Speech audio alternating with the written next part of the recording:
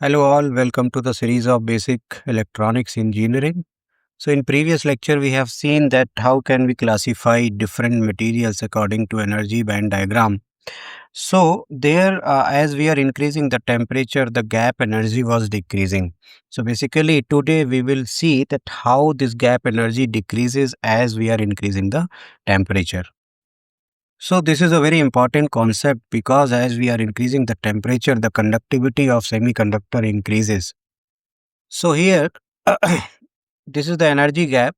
This always decreases as we increase the temperature. This always decreases as we increase the temperature. From this table, we can see here, this is a germanium semiconductor.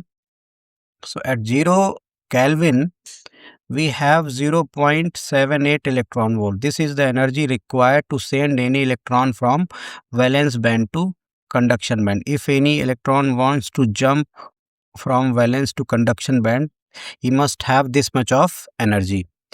And as we are increasing the temperature up to 300 Kelvin, what we have seen, this is decreases from 0.78 electron volt to 0.73 electron volt. Similarly, for silicon, it is 1.21 electron volt. That is the minimum energy required by any electron that is moving from valence band to conduction band. This is at 0 Kelvin, but as we are increasing the temperature till room temperature, this is the room temperature. So at room temperature, we have seen that this energy gap is decreasing. This is 1.10 electron volt. So how this is decreasing from this value to this value? So this is the general formula for the calculation of energy gap, basically gap energy at any particular temperature T. So this is a temperature T that can be calculated as Eg, gap energy at 0 Kelvin, minus beta naught into T at any particular temperature T.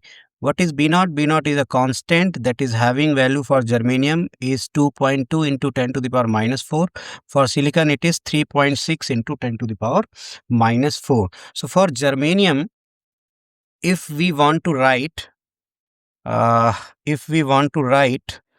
this equation, so this will become Eg at any general temperature T Kelvin.